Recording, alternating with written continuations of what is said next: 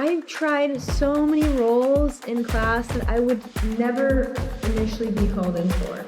And the whole crew clapped at me. Everyone clapped, and I was like, I love this. Like in the scene, she's like choking someone. So like, oh cool, I get to get. There is no safer place than class to like try on all these different hats and play with these different archetypes to find your type. I mean, if you're only acting when you're auditioning, then you're doing it wrong. You're not doing it enough. Oh, I hope we just need to highlight that. Hey, Bonnie Gayle Sparks, how are you? Good. How are you, Wanetah? I'm so good. I'm so happy you're here. Thank you for doing this. Thank you for having me. I'm so excited. So we have a special connection, right? Because we've recently met in person and bonded heavily, but a long time ago, I came across some of your work and I was just so blown away by you. And I was like, oh my God. I remember reaching out to you. We might have been looking for a certain role for a project or something. And I was just like, one day we're going to work together. And I love that. Yeah, I did too. You just like popped up and, through a friend. And then I was like, where do I know her? And I had another email address and so I went back and searched my old email address and I typed in your name and then I had the thread. I couldn't find the origin of the project that you're referring to, but I can't either. I did see the email. Yeah, but it was like, we're going to work together someday. And then I was like, she spoke it into existence or typed it into existence. Yeah, written word, spoken word. It happens. Mm-hmm. I told you. I love it. I know. I love it. So we're going to talk about Love and Death, which is awesome. Bonnie Gayle is it's a 7-episode series. Is that correct? Yes. Mm-hmm, yeah. Limited series. Yeah. Nice. And you're in 7 episodes? I'm in 6 of the 7. Wow. That's awesome, Bonnie. Yeah. You'll just kind of see me like pop up every now and again. So tell us about it. What is Love and Death? Pretend like I don't know anything. Okay, so it's based on a true story of a murder that took place in Wiley, Texas in the late 70s. I had never heard the story before, but apparently like a lot of people remember the story. So it's about 2 church-going couples in a quiet church town, and eventually there's an affair and eventually there's a murder. So I don't want to like give too much away, but it's juicy stuff and it's all a true story. We based our scripts, I say we as if I wrote it.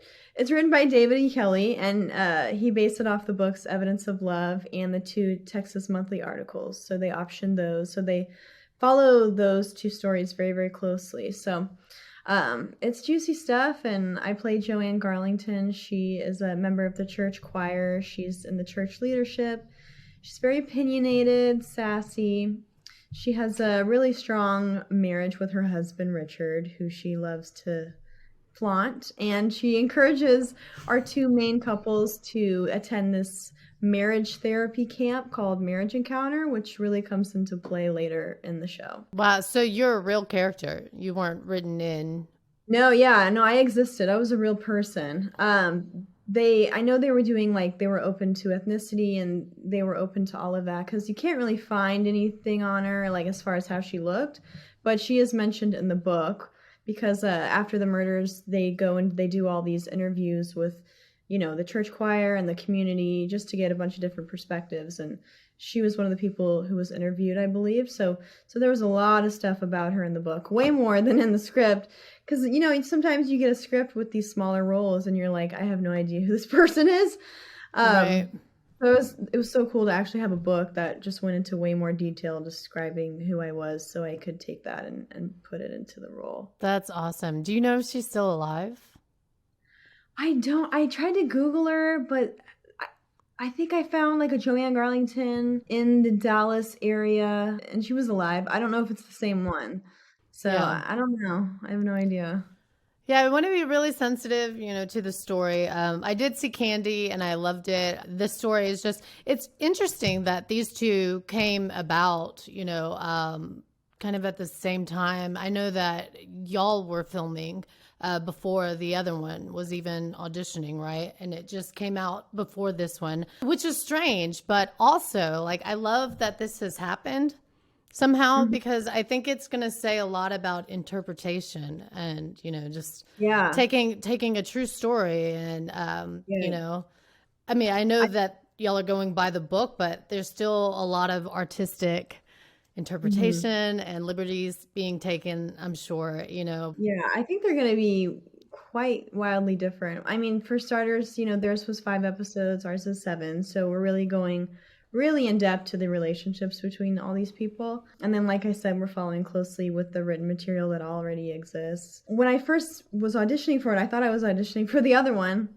And at the time, Elizabeth Moss was attached to it. So, like, the whole time I'm auditioning, I'm envisioning that I'm doing my scenes with Elizabeth Moss. It wasn't until I booked it that I realized I had booked the HBO Max one and I was going to be Right. doing it with Elizabeth Olsen. I was like, cool, I'll take either Elizabeth. Like, Right. that's That's so crazy. Yeah, I mean, they were happening at the same time. It was really yeah. interesting. Ours also has a lot of comedic undertones, like especially in the first couple episodes. David E. Kelly, he said he really wanted to have the audience feel like welcomed into this community and feel a part of this community. And so the context in which these our two main characters even start their affair is like so comedic because it's true, and it's it's just a reminder that when you stick to like the reality of the truth, like comedy will come out of it even in circumstances that are darker. Or we obviously like progress into like darker storyline as the episodes go on, but I mean, you're probably gonna chuckle a time or two in the first episode for sure. Oh, I'm sure. I was watching an interview with Lesli Linka Glatter, and she was saying that we're not making fun of these people, but it's a very comedic situation. Some of it is very comedic, and I think that's it's really interesting, especially because this is a true story. All of these people involved had children who are still alive, right? And Mhm. so you want to be sensitive, but at the same time, in storytelling and in life, like everything is happening all at once, and to tell it honestly, like I think there has to be comedy in places, and those are the types of stories that are, to me, whether fact or fiction, those are the best stories that have everything. It's not just a Yeah, one-dimensional story. I mean, there's a lot that yeah. happens. And it This story is, does yeah, it has comedy, it has drama, it has murder, it has, relationships of all kinds between all these characters. So if you're a fan of true crime, drama, like dramedies, you'll love it. yeah, I think it lends a lot to the perspective too of trying to really understand people. You know what I mean? And Mhm. and get down to the bottom of like what was really going on, because I look at it and I look at the story as a tragedy about culture and society back then, and it really exposes something about living by the status quo, right, and checking all of the boxes, Mhm. but yet also there's an emptiness there, especially for Mhm. women. We've come a long way, still have a way to go, right?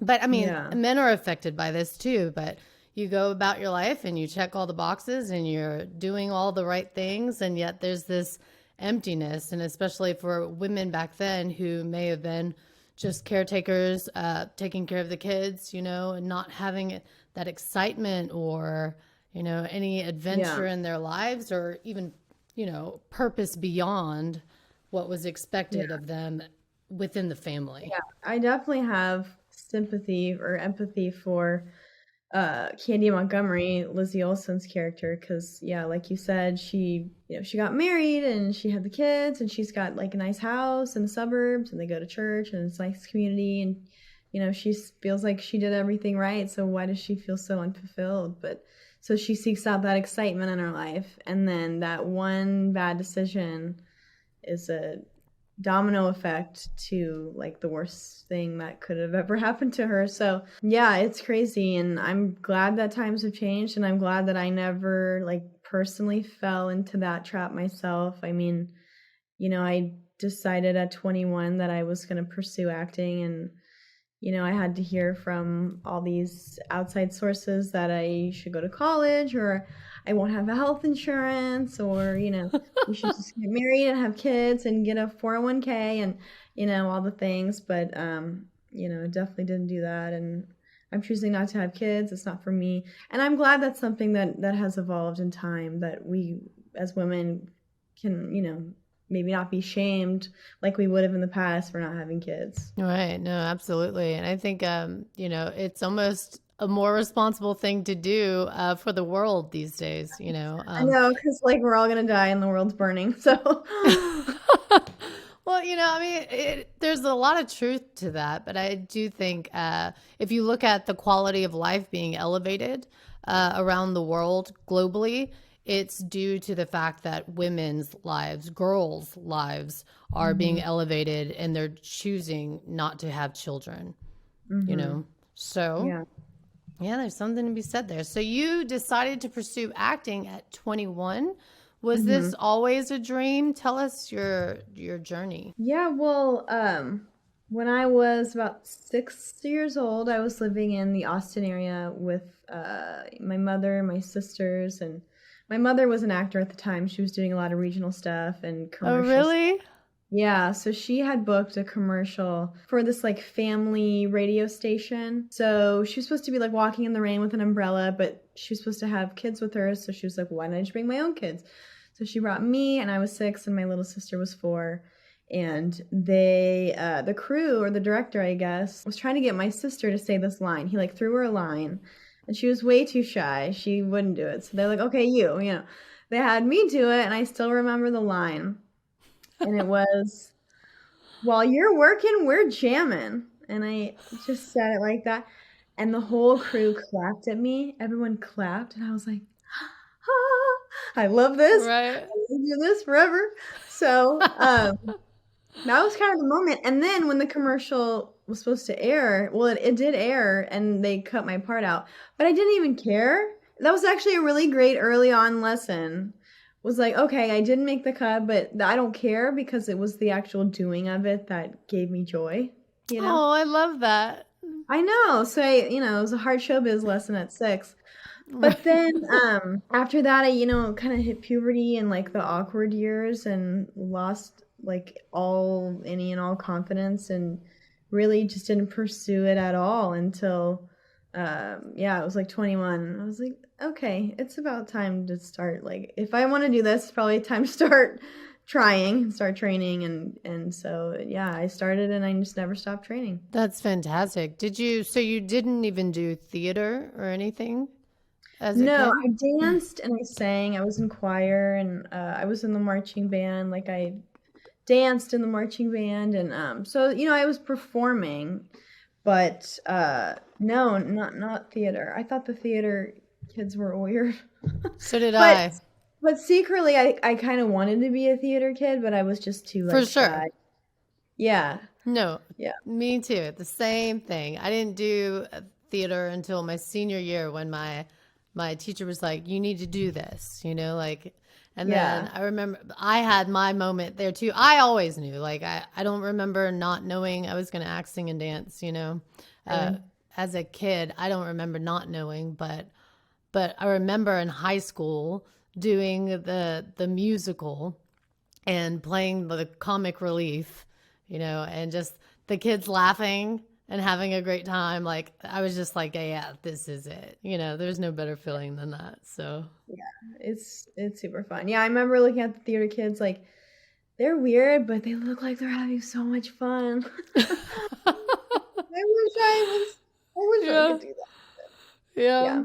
That's how it was for me in college. You didn't go to college, right? You went straight into the workforce. Yeah, no, I went to a month of community college, and I was like, nah, and dropped out, and I was like, oh, I'll just work instead. So yeah, I don't blame you. I would have never went to college unless it was, the reason I went to college was because I had a full ride if I was going to go in Louisiana, and I was actually here in Houston. And I wanted to get into acting, of course, and it turned out it was going to be really expensive. And, my mom was like, no, if they want you, they'll pay for you. Like, my mom was like, no, you're not paying to. And so I was like, okay, I need training. Like, I need to really know how to do this.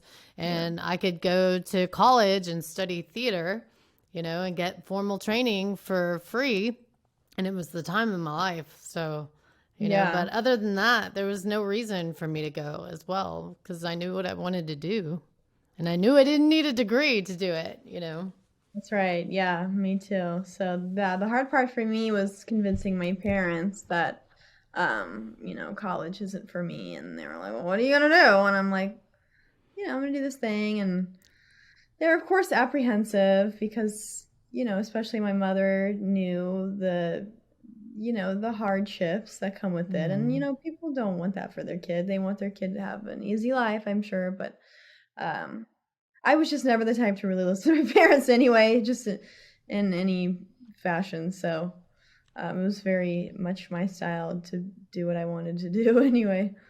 Yeah, me too. I Yeah. think you have to have that in you, to be an artist, to especially be an actor and stick with it and, Yeah, do it it in takes a spite. certain level. Yeah, it takes a certain level of like blind, trust and blind optimism and work ethic, and of course there's all the other factors like luck and relationships, and there's like 20 factors that go into like an actor's success. Well, you're doing great. So tell us about the audition process. How did you come across this role? Yeah, a lot of people have asked me that, and it was no different than like every other like audition I've ever done, which is, I got it through my agent and I did my best. And it just happened to be what they were looking for this time, which, it's like 10% of the time. So yeah, I taped. It was like 3 scenes. I just taped once, and they didn't even do callbacks. I booked from the tape, and That's awesome. I get nervous in person callbacks and stuff like that. So this was like during the pandemic, so I was a little bit relieved that I didn't have to do an in-person callback. Yeah, Um, so I just got really lucky. that's awesome. So this was during the pandemic that you booked it, and did you shoot during the pandemic as well? Yeah, we did. So I think I booked it in August of 2020. But I mean, it sticks in my memory because we were wearing masks all the time. So Right. uh, So yeah, everybody, was super, it's a high quality production, SAG production. So they were very, strict about the COVID rules, and, I had to test every yes. other day. And so they were definitely on it. And I know at least one of the actors, like the day of, they were supposed to shoot a scene, and they tested positive for COVID that day. So they had to, last minute scramble and figure out what they were going to do. And they had to give a bunch of his lines to another character to sort of make it all make sense. So I felt bad Yeah. for the guy, but Yeah. yeah, I'm glad we're starting to move out of that now that people are vaccinated, and things Yeah. are kind of starting to go back to normal. Thank God. Me too. Me too. Where did y'all shoot? Did you shoot in the Dallas area or No, in we were Wiley at all? all in Austin. We were all around Okay. Austin. So Austin proper, and then like Elgin, Hutto, just all around there for, yeah, 8 months, I guess. Eight I shot, months? yeah, yeah, it was so I shot on and off for 7 months, but yeah, I think they went for like 8 months straight, I think. Wow. Do you think why did it take so long? Well, we did block shooting. So, Okay. yeah, we were shooting episodes 1, 2, and 3 and 4, or 1, 2, and 3, I think, all at the same time. And that took from September until December, like Christmas break. And then after Christmas break, block 2, I think, was episodes 5 and 6, and then block 3 was episode 7. I might have gotten those mixed up. But so yeah, we were shooting it in chunks. We shot everything at the church first. So like Okay. my first day on set was everyone's first day on set. And we shot at the church for a week or 2 weeks. I don't know. I just remember being really hot. And then we did a bunch of that, and then we had Christmas break, and then when we came back from Christmas break, I had the coldest day of shooting that I've ever experienced. In February, I shot outside the courthouse. It was 20 degrees. And I had this scene, and like it was everything I could to like get my jaw just to move to say the word, because it was like shaking. So I'm like really curious to see how that scene comes out. I hope it doesn't get cut. They're like, what's wrong with her face? What's wrong with her jaw? So that was crazy. And then of course by we wrapped was April, so then it was warm and toasty again. So that's Texas weather for you. Yeah. Even though today it's April, right? And it's like, it feels like fall. I almost wore like this fall shirt here. It's so I know. I had cold and rainy. So you started in the church, and I mean, that seems cool. Did you shoot in order? Because I would think the church is helping y'all develop the community, right? Yeah, I mean, we weren't like super in order, but as far as like blocks 1, 2, and 3, I mean, episodes 1, 2, and 3 being in the first block, yeah, that was helpful. I mean, not so much for me, because my character is always just kind of there. You know, she's just an active member of the church. She's not a super dynamic character. She's a pretty static character. So, you know, she's supporting. So, but I would imagine for like Lizzie and Jesse and all the main characters, shooting kind of in order probably helped them immensely, I would imagine. What was it like working with everyone? Was it a tight-knit cast? I did, yeah. We were all together and holding like every day, you know, and it's such a huge production that in between setups, you know, it's like 30 minutes in between each setup. So, you know, it's a lot of sitting and waiting. So I was able to get to know a lot of the cast and watch them work. And, you know, Lizzie's fantastic. She's like everything you could ever want in a number one on the call sheet. Like she's kind and professional and on time and generous. That's great. Yeah, and same with Jesse. Like he's so down to earth and chill and humble. Like I don't think he has any idea how good he is. I love his work, and I just read that he's a Dallas boy, and I was like, oh, that's even better, right? Yeah, he's Texas born and raised. We were watching Varsity Blues not that long ago, and like Jesse Plemons' face popped up. He was like a kid. Oh yeah, that's so crazy. Maybe that's the first time I ever saw him. Probably. I think that's probably the first time we all ever saw him and didn't know that that's the first time we ever saw him. Yeah, right. Yeah, I love that. Yeah. And then Patrick Fugit. I was just staring at his face and I was like, where do I know him from? And then in an interview, they talked about Almost Famous. And I was like, I know. I love it. The other day, I was like, oh, he was such a kid, you know? I know. Super He cool. was great in that movie. Oh, I love that movie so much. Yeah, they're such natural actors, just all of them. And Krysten Ritter, she cracked me up. She's hilarious. She's like loud and sassy, and she's like just the comic relief, you know, and holding. She just cracks me up. And then of course the other actors that are local, like kind of at my level, we all have a group chat. We have a text thread, and we talk like every week. And oh my God, that's so great. I know. I got to see them all a few weeks ago at the South by Southwest premiere. So did you watch the first episode only, or did you get to see everything? No, just the first episode. Oh, wow. So you're going to watch it. You're going to experience it the same as us. Yeah. So the first 3 episodes, I believe, come out the first night, April 27th. So I'll be binging those into the night. On HBO Max, right? HBO Max, yeah. So, yeah, I'll be watching episodes 2 and 3 for the first time with everyone. But yeah, I've seen the first one, and it's good. That's great. Really, I mean, good. It's got to be great with because I was reading that it's the same producers as Big Little Lies and The Undoing. I love those. Yeah. So I'm just like, oh, this is going to be so good. Oh, it's going to be so good. Yeah, Lesli Linka Glatter and... Oh my God, tell us about what it was like to work with her. She's such a powerhouse. I know. Like, her stamina blows me away. Well, just like directors in general, like their stamina always blows me away. I'm like, how are you still going?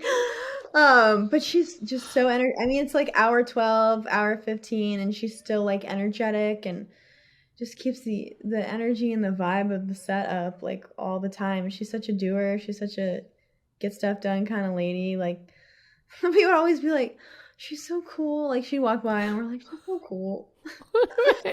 I bet. I mean, you got a fangirl. Like, I don't know how you could keep cool around her. Well, that's amazing. I'm so glad you had that experience. I know. Me too. Also, you get to film in Texas. It was your so homeland. nice.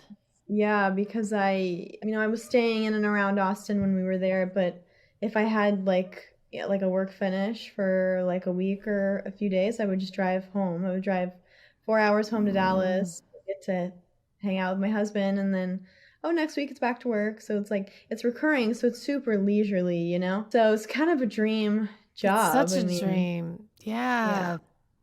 We want more filming in Texas. Say it again for the people in the back. More filming in Texas. If you take away anything from this, I think it's happening. I'm speaking that into existence again. I received that, but I've heard it so many times that I'm not good at keeping up about like what's going on with the incentives. Yeah. I'm sure more than I do, but I hope for the best. Do you think? Yeah. How soon?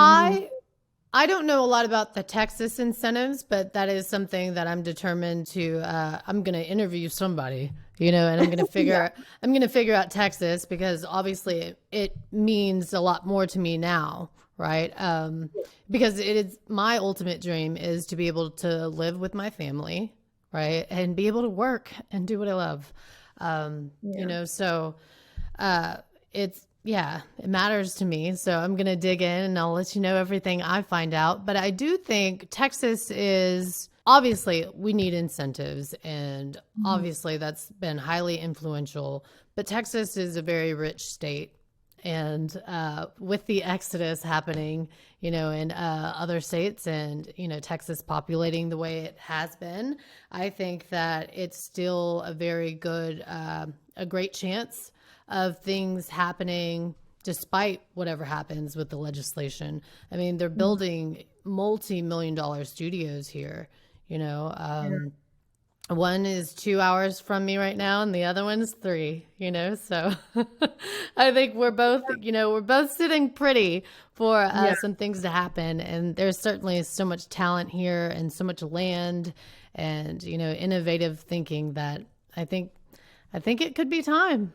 Yeah, that's something that I've one of my affirmations has always been, I love that I get to live at home and have a full-time acting career. I don't mind driving a little bit here and there, but I can always go home to my family and work, be a full-time actor. Like, it's the dream. Yeah. And you're living it. Do you want to do anything besides acting, beyond acting? Or is this is it? I don't. I have produced a little bit, hate it.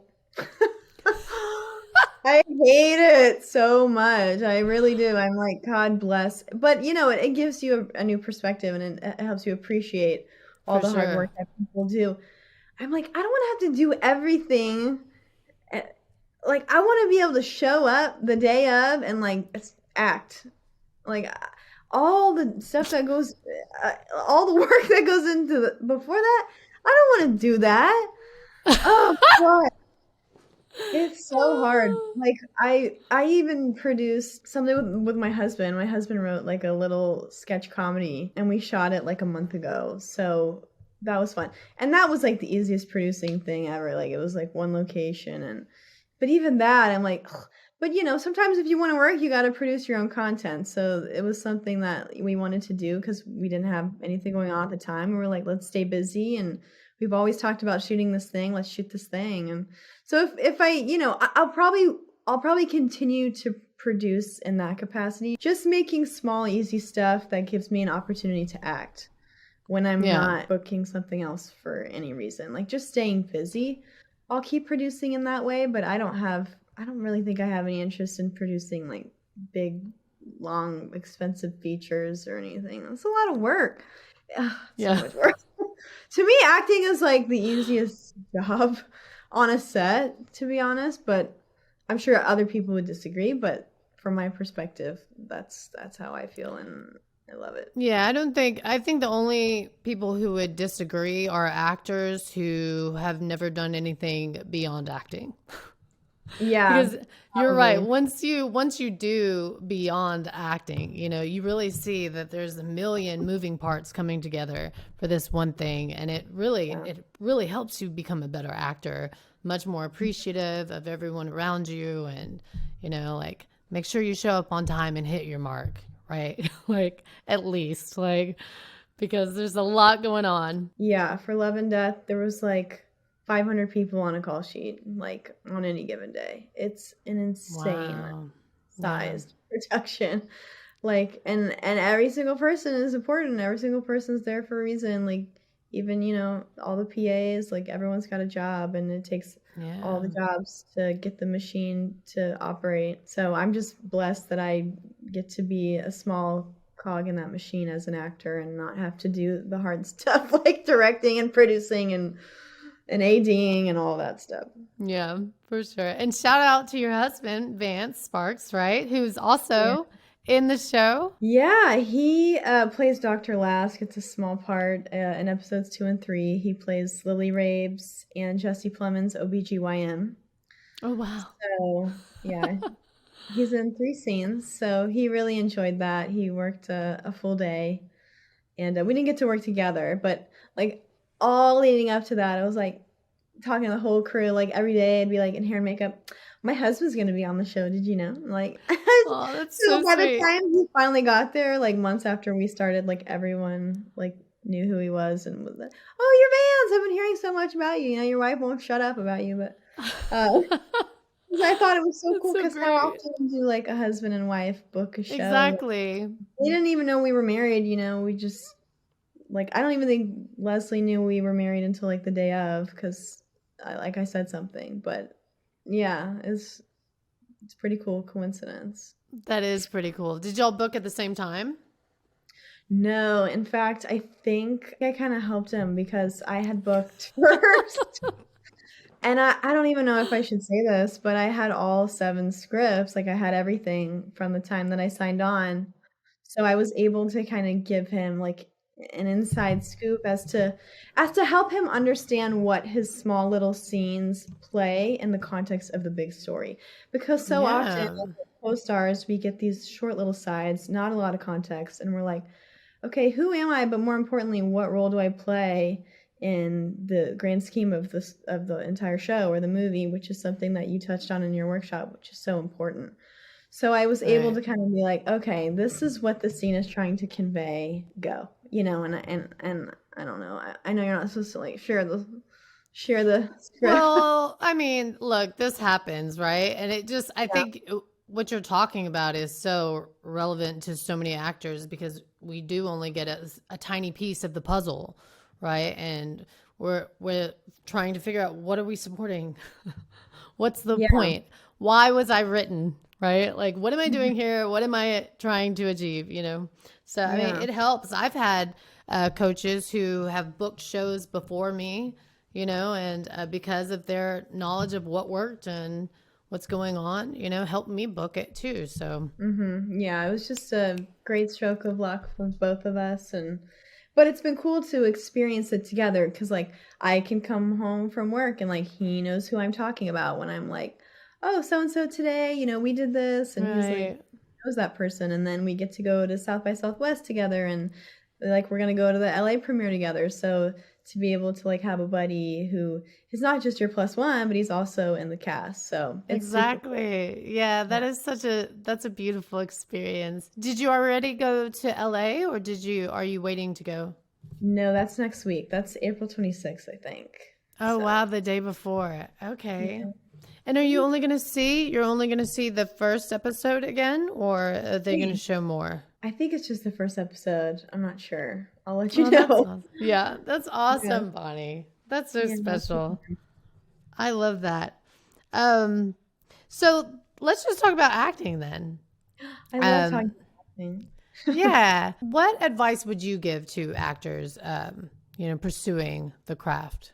Okay, I have a lot of advice. And Dish it. but this piece of advice, I don't want it to sound like it's coming from a place of privilege, because it kind of is, but the more that you can put yourself in a position to reinvest all of the money you make acting back into acting, I think the more successful you'll become. Why? Because it's an expensive ass job. It just is. It's an expensive. This is an expensive sport. That's what I tell everybody. Look, this is an expensive sport. So, and that's why I do free trainings, you know? Yeah, I edit demo reels for actors, and I'm very reasonably priced because of the same reason. I know it's an expensive job, and I self-tape people over here, and I charge, but it's just enough to compensate for my time, because I do appreciate how much money it costs, from your Actors Access and your casting networks and your IMDb Pro to your training to the way that you look. More than the average person, maybe you have to pay extra close attention to your skin that the average person wouldn't have to pay attention to. So you're having to get facials every month. And you are attending these like mixers just to like meet people. And, oh, you booked a big job. Cool. Now you got to pay for a publicist. If you want, some momentum, guess how much publicists cost? 10 to 20 grand.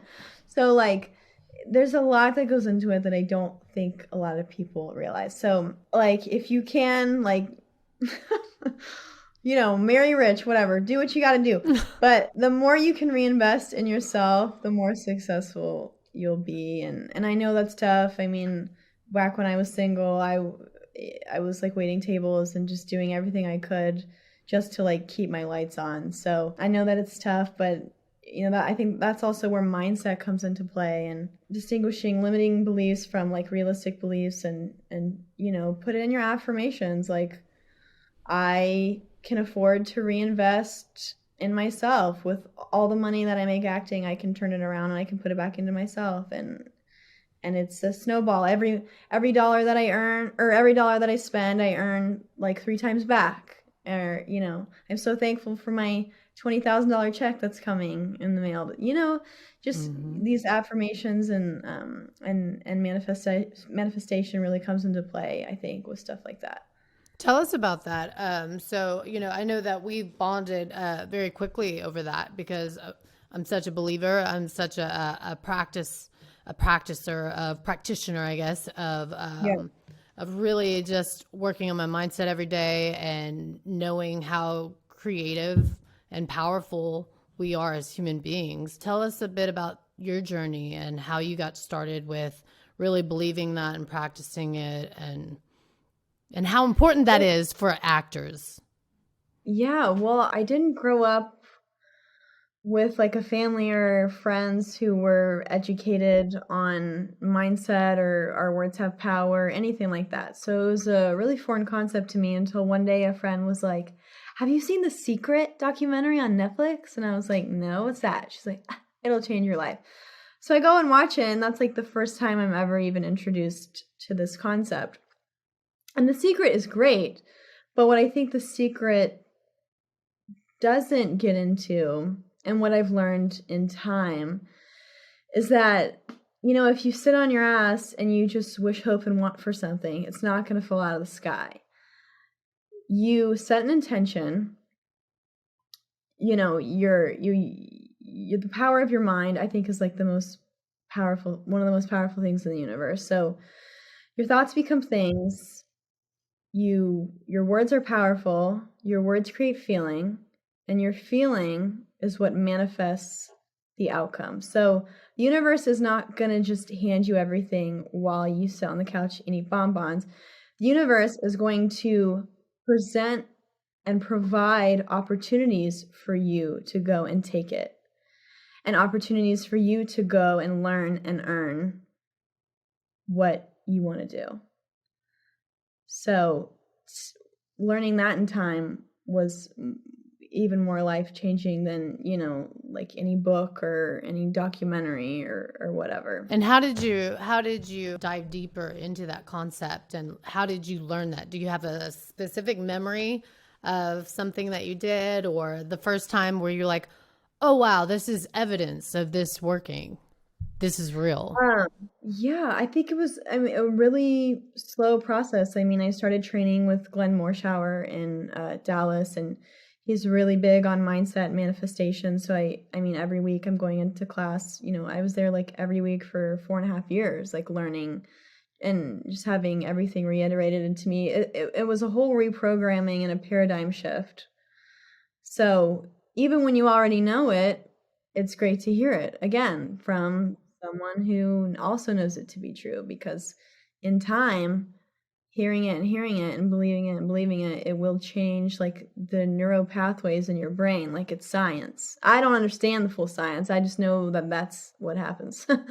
And I felt it happen in my brain. I used to believe that I had this like limiting belief that was weird, came out of nowhere. Like, just growing up, I thought that like the longer I went without crying, the happier I was. I was like, oh, I must be like doing really well in life because I haven't cried in like 6 months. But turns out it's like the opposite to be true. Oh, really? Yeah, well, for me, I'm an empath, and I have a lot of feelings, and I always have, and didn't know what to do with them as a kid. I went through depression at like 15, and I weighed like 90 pounds, and like had to like go to a therapist and stuff. But yeah, just being a young person and not knowing what to do with all of those feelings. And again, I wasn't in theater at the time, so I had no way to really channel it, As I began my acting training journey, and it's time to do a scene where you need to cry, and it wouldn't come. And I'm like, why isn't it coming? Like, this circumstance is really sad. Like, my mom died, so like, why? Or not in real life, but in the scene.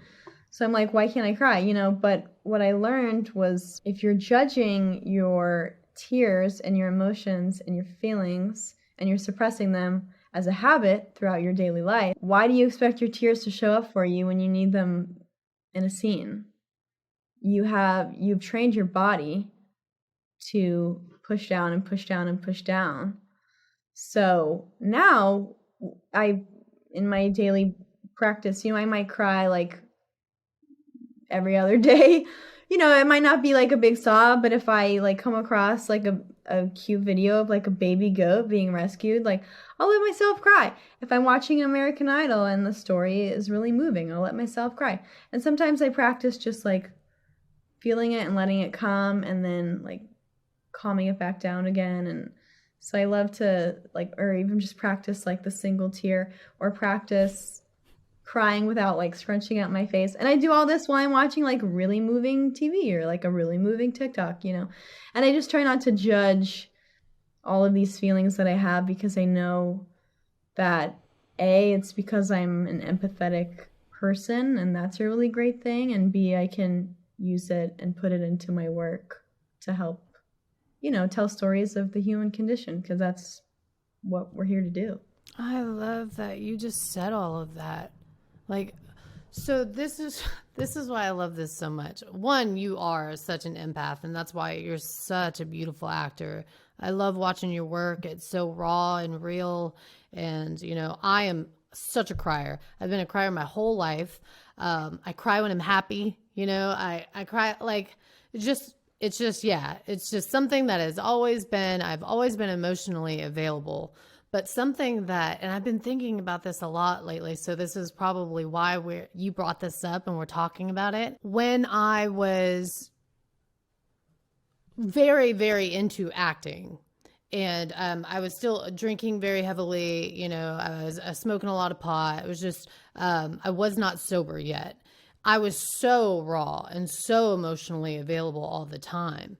And I remember once I started, because I've always kind of been a self-help junkie, I read a book when I was 13 that totally changed my life, and just put me on that trajectory of the path that I'm obviously on today. But throughout it all, I was still using and drinking. And I remember thinking, well, if I heal, if I get better, will I lose this?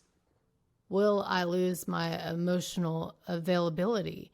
And when I did get sober, I pretty much cried every day for a year, right? But like, I'm so much more emotionally available than ever, even though, because I'm not doing anything to change or push down feelings. I have to feel every single thing, right?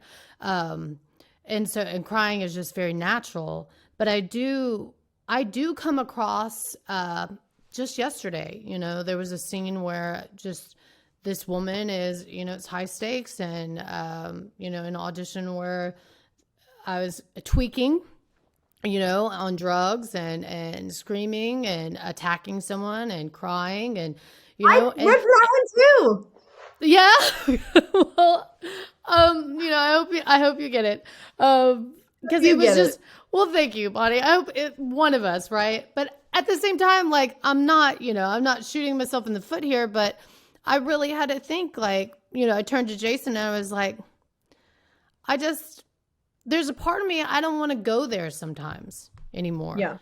Like, I practice on my happiness so much and my mindset and priming myself and being in that high vibration and the positive energy, that there are certain roles where now in my life, I'm just like, man, but also, yeah. I'm a woman, and you catch me at the right time of the month, then I highly welcome those experiences and those outlets. But do you find that? Do you feel that way at all? I hear what you're saying, but I really enjoy playing like the emotional, hard, crying, tweaking, freaking out, because it's a chance for me to express all of that. Because in my daily life, I'm walking around generally happy and, friendly. And I try to be like charming and lovely, even if I'm not feeling great. So it's my chance to be like, like in the scene, and she's like choking someone. So like, oh, cool. I just get to like let everything out right now. So it's like an outlet. Yeah. I mean, it's true. Yeah, I can see that, That's so interesting. I'm so glad you brought that up. Yeah. What was the book that you read when you were 13? It's called What to Say When You Talk to Yourself. And I still have a copy of it today. And it was just literally, I was 13 and I was already smoking cigarettes and, just being bad. Me too. Yeah. Yeah. Just total bad kid, depressed, very depressed, had multiple eating disorders. My parents, got a divorce and we lost our home and we were, it was just a mess. I was living with my brother who was only, he was a kid too. But that book, I remember just reading it and practicing it. And it was the first time, and it just talked about how your mind was programmed, and much like a computer program. And you could reprogram your mind. And that was way before, The Secret and all these things were happening. And I just knew it to be true, It took me a long time to like really practice. And of course, I'm not perfect at it now, but that was just like just a huge like gift from God of being like, hey, you have control over this, like this thing, your life, and, just stick to this. One day you're going to be an adult and you'll have even more say over your life, right?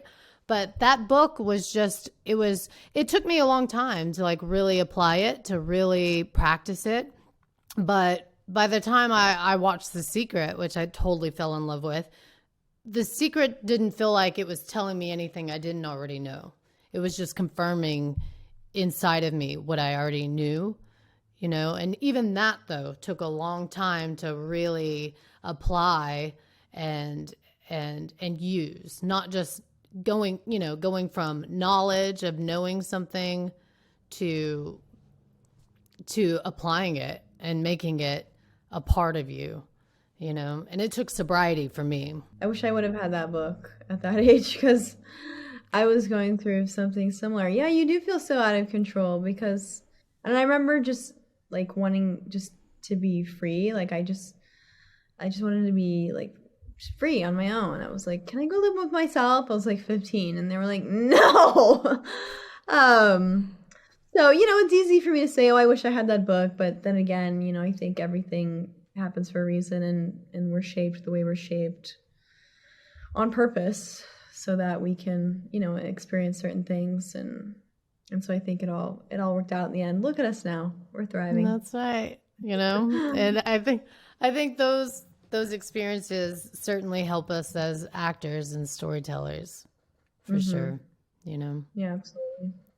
So you do a lot of training, and this is kind of like my overall last question for you. I think you're an incredible actor and such a beautiful human.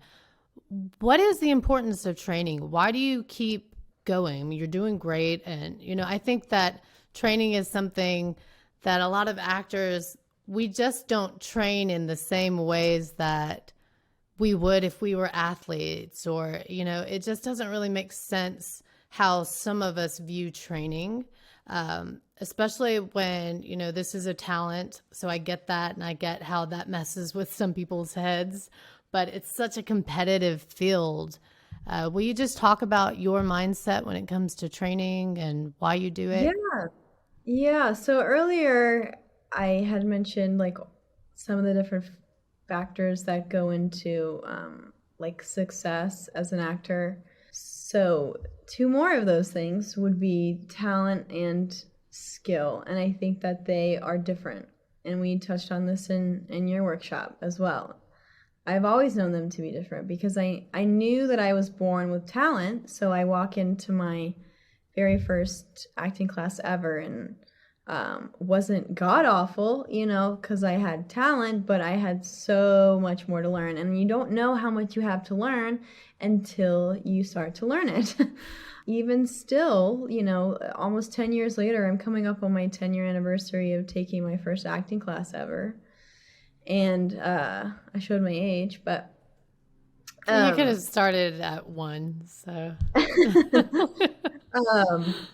So you do have to think of yourself as an athlete in a certain capacity because there is always more to learn and you are ever changing. So what worked for you, or what you knew 5 years ago, like you're a different human being. So your vessel is different. So how you tell story is different. I mean, I used to have a stupid amount of energy in my scene work in my early 20s because I was in my early 20s, okay? So now I don't have that same psycho, like, young adult energy, like pacing through my veins all the time. So I'm having to like work in my scene work now to find places to bring the energy up, right? That's just a small example of like how we evolve as people and why training, you never outgrow training, I think. I know like even like A-list movie stars have acting coaches and they work with them on the set even sometimes or in their own time. So you're never too good to train. I've always felt that way, and people who act that way, I'm like, okay. Oh, you don't need training? Okay. Have fun. Yeah. Yeah. So. Yeah. I mean, I think you said some really beautiful things that, I guess I know maybe, but I never thought of in that way. But I love what you said about we're constantly changing. And for me, I always think about the change in the opportunity, right? The role, the situation, it's just, it's always going to be something new. It's not like, oh, I've been trained for this job and I'm going to go in there and I'm going to do the same thing every day, right? It's not like that. I mean, I think you have to live life for sure. Nothing can really replace that. You can spend your whole life in an acting class or acting studio, but unless you carry that experience with you, I mean, that's where a lot of it comes from. But then when it comes to the skill, yeah, I think you're so right about one, I just love learning, and I think as an actor, we really crave variety in our lives, like more than most people, I would say. That's probably one of those basic needs that are higher up on our list of, just constantly needing the newness and the excitement of just being in a different situation and wearing different shoes. So I think that's a big part of it. And I think when you're in this industry, you know, even I am somebody who obviously I want to write and direct and create and produce and do all of those things. But even as an actor, how many ways can you really look at this craft? You know, you can learn so much as an actor by taking a writing class or learning how to think like a writer, right? Or a director, or seeing how all these other moving parts work as far as telling story, right? So there's just so much to it. It's just an endless amount of knowledge and application that, you know, taking the same old class isn't going to do it. And that's what I love about it. It's just, you're never going to be a master of it. My rule for myself was always, okay, one day if you look around your acting class and you believe that you're the strongest one there, it's time for you to move on. Yep. You've outgrown it, and you need to be in a class that challenges you, and you don't want to get too comfortable because you'll slide into a lackadaisicalness where you're no longer stretching. And it's such a great place to stretch. I mean, how do you know what you can and can't do? Like, I've tried so many roles in class that I would never initially be called in for. And sometimes I fell on my face, and sometimes I surprised myself and was like, oh, I actually do have that in my back pocket. Cool. I've also discovered that I'm not like an army type or like a FBI boss, you know what I mean? That's not my essence, at least not in the stage of my life. So there is no safer place than class to like try on all these different hats and play with these different archetypes to find your type. I mean, if you're only acting when you're auditioning, then you're doing it wrong. You're not doing it enough. Oh, I hope we just need to highlight that that quote. And you're making it so much harder on yourself if you're trying to train during the game. You know, it's just, I think too, you know, even if you don't want to be a professional actor, I think the thing I always knew when I decided, you know, I was going to devote myself to this was that and I've seen this in my life because I've had a lot of different jobs, you know. Just studying the craft, you learn so much about yourself. You learn so much about human behavior and humanity. But to me, acting is the greatest study of compassion and empathy, you know, and really learning non-judgment and just the heaven and hells of humanity. And I think if anything else, if you just walk away with that, then, you know, it's so worth it. Absolutely. Yeah. At the very least, it'll make you a better person. And yeah, if that's all you get out of it. I mean, I've had people in my classes who weren't even actors, or like maybe they were stand-up comedians who wanted to stretch, or I've met a lot of directors that have come through acting class who want to get to know how to direct actors better, you know? Right. So it's also just a great place for community. It's a great place for you to meet people who want to make their own content. I mean, that's how I built my resume and my reel. Was I met people in my acting classes who were like, hey, I wrote this thing. You want to shoot it? Sure. Like, oh, it's free? Cool. I'll see you on Sunday on my day off, you know? And there's no better place to like cultivate a community where you're making your own stuff, and like next thing you know, you have a resume and a reel, and you can actually get off the ground and get an agent, you know. So it's super important. And I wanted to mention earlier, you asked me if I wanted to do anything else besides acting, and I said no, which is true, but I'm actually getting into editing. Yeah, I've been editing demo reels for years now, and my husband's always been like, why don't you edit like films, like actual content? And I'm like, oh, that sounds like so much work. I don't want to do that. But I am like starting to get into it because, you know, if it's always good to have just, you know, another skill in your back pocket, especially one that's like in the same industry. And I have learned so much about acting from editing. Like, yes. how to be an editor's actor and all the technique that goes into that. And you'll learn that in training too. So yeah, just expanding yourself as much as you can. And like you said, learning, like don't lose your love of learning with age. Like you should love, hopefully you can love learning until the day you die, you know? Right. When you're old and crusty, you just keep learning. Yeah. I mean, nothing turns me on like learning. I love to teach, you know, but it's only because I love to learn. Yeah. There's nothing more exciting. Yeah, I wish I really would have, like, I didn't really apply myself in high school because I was like Me neither. too busy, like, getting high and drunk and stuff like that. So I really didn't know that I was like a smart person. Right. I didn't know that at all. I thought that I was like stupid and like not capable of learning all the things that I wanted to learn. But that's like that was another limiting belief that I had come up with, and, you know, and so I didn't really know that I was smart until I was like 28. What happened at 28? Nothing specifically. It's just been a long, slow evolution of becoming who I am. There weren't like huge milestones that have happened to me. It's all been just really, really slow and evolving, and sometimes, you know, that's how it is for people. So I'm happy with where I'm at, and I'm now in my 30s, which is like something that I've had to adjust to, but I really like it, and I'm not like afraid of aging the way that I used to be, because I just get better like with age. So amen. And I'm telling you, it gets better. It just keeps like all those, you know, I never thought past 40. Like when I was young, you know, 30 was old, like, you know, and I just never thought about it. And I had such, I just had huge dreams and goals, right? And I want to say like unreasonable, but that's not even true. It's just, I thought I was going to be everything by 30.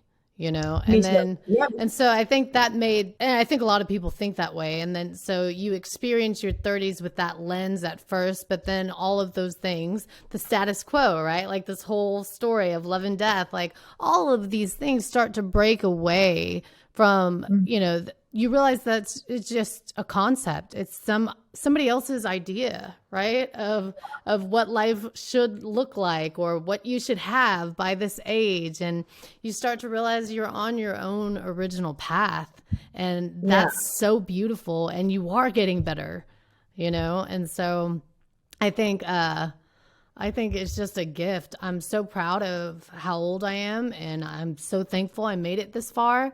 And I can't wait, you know, hopefully I just get to continue to get older and better, you know? Yeah, me too. I mean, there's so much value that's placed on youth for women.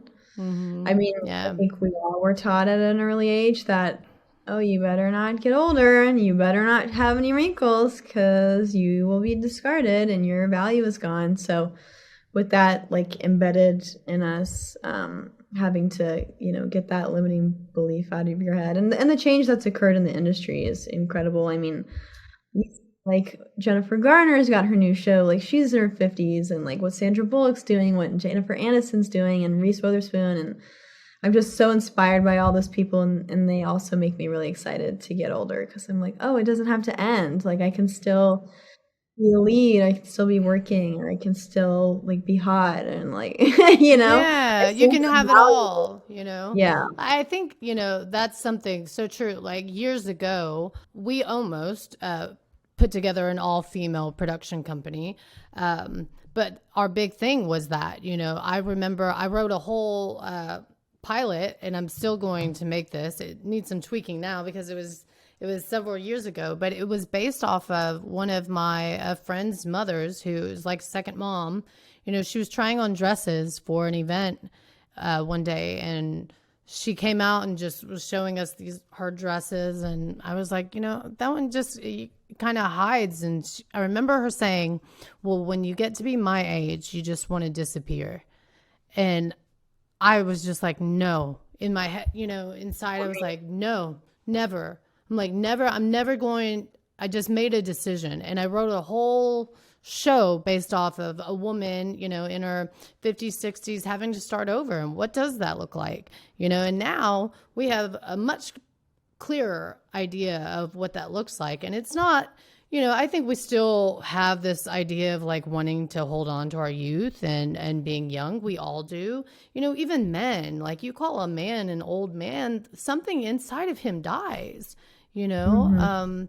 And so I think we have that, but women are now capable and able to just be interesting versus like, you know, we've had so many interesting actors, right? As far as male actors who are just, they're not handsome, but they're interesting. We didn't have that for women. And now we have leading female actors, you know, just very interesting, not this idea of conventional beauty, you know, that people want to watch and we want to see. And, you know, beauty is just one beautiful, I think, asset that people have, but it's not something where women are now like, oh God, my youth and my beauty are over. I have no value, you know? So, Yeah. and we have a ways to go, of course. Right. Yeah. Always progress to be made, but I'm definitely proud of the progress that's happened so far. And absolutely.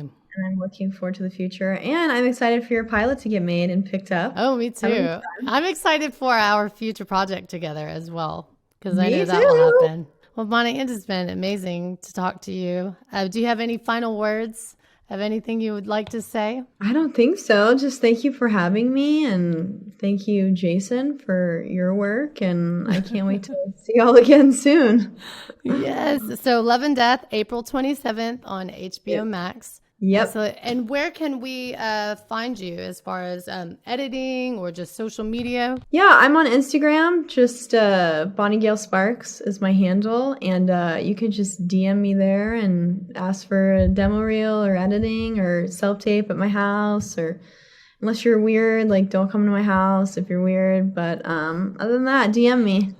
or if you don't live in Dallas, right? That's kind of a long Yeah. drive. I live in Dallas. So. Awesome. But I mean, I can edit demo reels anywhere. So if you live True. in LA or you live in, you know, Alaska, hit me up. Yeah, hit her up on the gram. On the gram. All right, Bonnie. Have a great day. Thank you so much. Thank you. Bye, Wanetah.